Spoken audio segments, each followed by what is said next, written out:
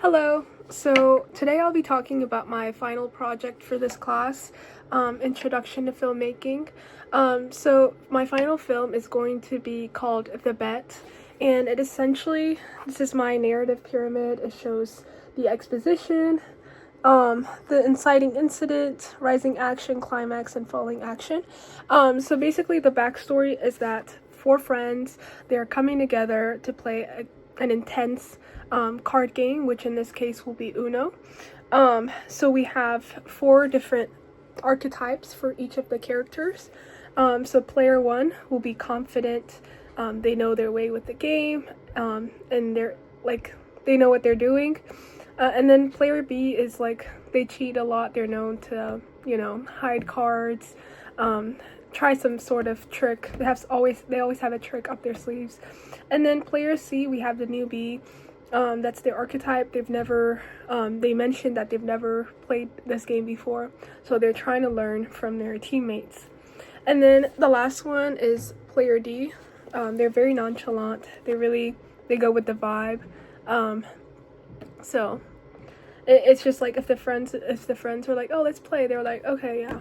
And the reason why I have them like labeled as player A, player B, player C, and player D is because when I wrote this, I didn't really clearly have people's names, or like I have a group of friends. I haven't asked them if they were willing to like become the actors for this movie, so that's why I didn't have it registered with their names as in like Grace, Jackson, or whatever. That's why I just have them as player A, player B, player C, or player D. So the way it's gonna start off is they're gonna pull into the parking lot to their apartment. They're gonna grab their groceries, walk inside. One of the players notice that there is a card game, and then they're like, hey, we should play a game of Uno. And then they're like, yeah, sure, why not?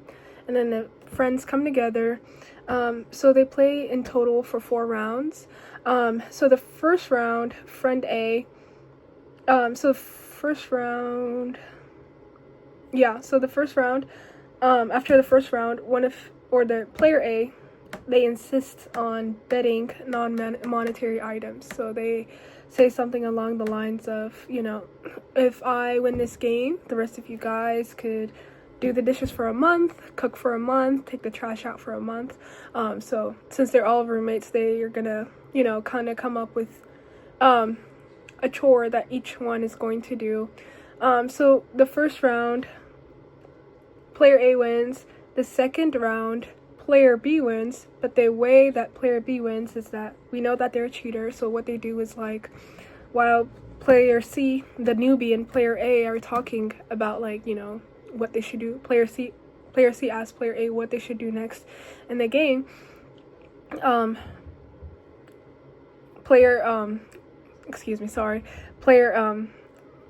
B cheats by taking two cards. They take 2 cards and hide it while the rest are distracted, and then they call Uno, and then the next round they win, or the second round they win. And then the third round, before they start the third round, player B suggests putting down $50, as in like cash, per person, to whoever wins it could collect that money. And then that round, it goes pretty quickly, I believe, and then player A wins. After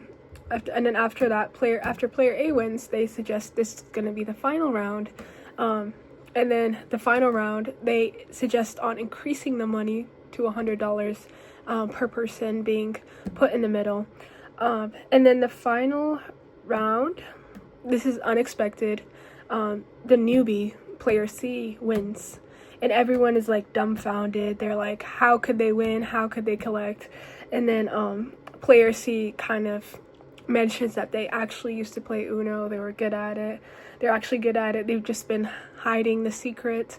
And yeah, so it's basically this idea of, it's an intense game of Uno, but nobody kind of expects this player to win. They're all kind of focused on making sure, player A, which is the confident one, or player B, keeping them away, trying to make sure they don't win the game, but unexpectedly player C wins because they've just been like, you know, they've been low. They've been keeping low as far as their profile, and they win. So yeah, this is what my project is going to be about. And yeah, thank you for listening.